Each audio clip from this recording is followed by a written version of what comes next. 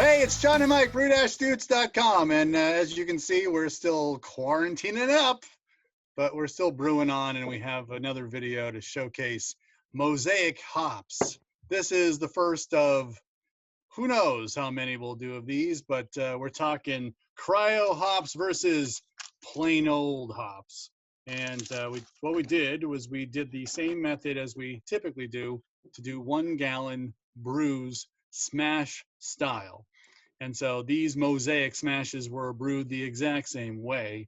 I took 2 pounds or 0.9 kilograms of American two-row raw malt. I heated 2 gallons or 7.5 liters of water to about 161 Fahrenheit, 72 degrees Celsius. Poured that all into my cooler where I had the grains already milled up into a bag. Let that sit into the cooler at 150 degrees Fahrenheit or 65.5 degrees Celsius. And that was for 60 minutes. And then all the runnings go into the pot. Whatever I can get out of that mash goes into the pot. So it's usually just under 2 gallons or so, but that boils for 60 minutes. Then it's all about the hop additions. And we always, with these high alpha hops, no matter if they're cryo or no, we don't put a lot in the beginning of the boil. That just kind of throws things off, especially if we're trying to get all those crazy descriptors that we see on the side of the package. So for these batches, the exact same hop schedule was 1/8 of an ounce or 3.5 grams of hops when it at 15 minutes to go in the boil. At flame out, we put 5/8 of an ounce or 17.5 grams into the pot, let that sit, chilled, and then put it all in the fermenter. And then once fermentation started, at day 3 of that process, I put in the remaining 1/4 of an ounce or 7 grams into the fermenter. Day 3, fermentation happened for 10 days at 68 degrees Fahrenheit or 20 degrees Celsius. And then it got kegged. And so we have one beer number 1. This is plain old hops. And then beer number 2, which the way I told myself, this is all the cryo stuff, it's always something with a label. So I had a fermentation jug with a label. I had the keg with a label. It had a temp strip on it. And then this is an Idle Hands glass. And this is the cryo Yes, hop. and I put my beers in the identical glasses. Congratulations. Have fun telling those apart. But I do have the bottle cryo and the on my, so I'm prepared. I'm prepared. Congrats. Awesome. Okay, sir. You've been drinking. I've been talking. Now it's time we switched. Well, the first thing I want to point out, and I was trying to resist tasting them. Eventually, I had to taste them. But the one on this side, this is the cryo one here. Yes. And it's hard to tell now, but as they sat here after I poured them, the cryo one actually was retaining its head better. I just swirled them. You can't see on camera, but I just swirled them. There is like a little bit more head here than on this guy, right? And so the retention with this is the cryo. The retention with the cryo is a little bit more robust, which is interesting to note.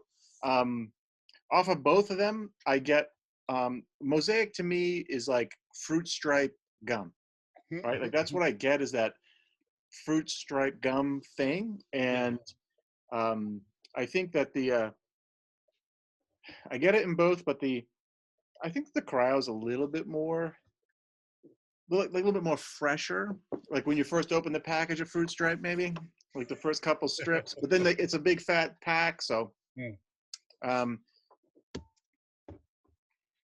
but for me, classic to Mosaic is that there's a bit of like a tropical thing. It's not super descript, but there's also a lot of like that green onion, chivy type of green thing in there, right? It's not dank, it's not bitter, it's not resinous. It's like bell pepper type of. I think we've probably said this on the Mosaic video a long time ago. It's almost a little bit diesel-y, right? Right. Yep. I enjoy it, except for that aftertaste, right? That Mosaic thing. In the cryo version, the more sips I take, the more my palate sort of, I guess, is coming numb to that. But the cryo version I enjoy more than this version. It just seems to be a little more expressive, fruit expressive. Yeah, it's certainly more intense too. It seems like all the flavors I'm picking out of the regular old hops, which came from Northern Brewer Yep. and had 11.1% alpha acids. Yep. In the Mosaic version, which was alpha of 25.3. Yep. It's just everything's more intense. So that, if you're going to call it a fruit striped gum, that's there. But like pungent, and maybe it is there's a fresher, Yeah. a fresh factor there, I right? almost wonder if it's a volume thing too, meaning Mosaic. A lot of people like Mosaic, but I think you just need more of it to actually get the positive notes. Because here, you can sense that there's Mosaic there, but you get a lot of the other stuff is still. That you don't like. Yeah. Where here, you're getting the good stuff. So I think this is an example where the cryo hop process, probably is at play. Because Mosaic, I don't know, I think Mosaic is like a 50-50 for people. Some people, like, it used to be like, oh, like the big thing, people loved it. But I think people started getting used to the fact that, or they started to tune in to the fact that it had that other flavor component. And then other hops come along which are just full on fruit to the party without any of the weird stuff, right? Yeah. But that being said, especially in this SMaSH format, I think that Mosaic, some of the weirdness about the vegetal-like quality of it would be rounded out if you were actually trying to do a New England IPA, right? Softer water, some oats, some wheat in there, right? If you were really focusing on going down that road with Mosaic, it probably would smooth it out a little bit. Like in just this single malt, single hop format, I think it's probably not doing the hop a lot of service. At least on my palate. I'm with you. I'm also just trying to think of that application too. Like, what did we really learn out of this? Clearly, yeah, it's more intense. Yeah. I would not put this in the beginning of the boil of any beer. Yeah. That's for sure. I think that really it does shine in the late editions. And if you have the cryo, certainly me putting it into my fermenter, I'd be more than happy to, maybe put, half of this package or even the whole thing as like the only addition, dry hop addition into one of those types of hop forward beers. I think that this hop is like really needs a partner, right? It really needs like Citra or even like Amarillo or even like Amarillo or Cascade, but it certainly needs like Citra or like Eldorado or something like that in there. Maybe something with like a melony base to it or something, just to try to round out the back end flavor of it, right? Get your palate to focus on something else while that backside of the Mosaic like passes you by. I'm really I agree. I am kind of enjoying it. I'm not really, I am whatever the diesely bell pepper thing. You get that, right? I always put that descriptor out and you snicker a little bit, but I mean, what do you classify that at? I don't know how else to do it. You're right. I mean, it's because you ran through other descriptors and it doesn't fit. Yeah. It's not piney. It's not dank. Yeah. It's not what I would say other bitter, flavor descriptors. It is. It's kind of like, it's kind of the same thing. Like if you chop up peppers and like, as you like are scraping the seeds away. Yeah. Right. It's that the white element in the insides of a pepper. Yeah. And I don't know. I don't say it's like I think what I think is when we start saying green onions to me is a different thing. Like this is definitely more the bitterness of a bell pepper is a good descriptor, I think. For bell pepper is like really how it goes.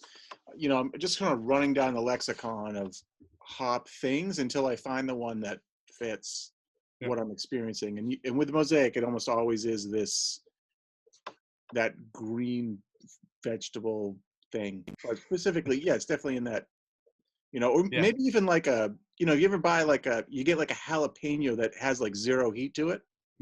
a little bit of that sweet pepper, but just that water, the taste of the juice inside one of those peppers, you know. So it's not, that's not to say that it's unpleasant or out of place. It's just, this is what it tastes like. And you have to use your imagination to figure out, well, what would I pair this with, or how would I do it? Of course, this video is about the cryo versus the whatever. So the point is, I think the cryo elevates, because you're getting more of those oils going, the good stuff. Yes. I would probably, if I was going to brew a beer, if someone said to me, hey, I want you to make something with Mosaic, I would say, okay, but I would go with the cryo. I wouldn't do any other form of Mosaic. Yep. I would do the cryo and blend it with some other stuff, for sure. Excellent. Yeah. All right. I think that's what we learned. That Sweet. If Mike's going to brew with Mosaic, it's going to be the cryo version of it. Yeah, exactly. And certainly, it followed through. It wasn't like, it certainly had an intensity factor of like 2 times of what we're getting out of the normal hop pellets. So that was kind of fun to learn too. So, all right. Well, that wraps up the big Mosaic SMaSH showdown. Hope you liked this video. If you did, give us a thumbs up.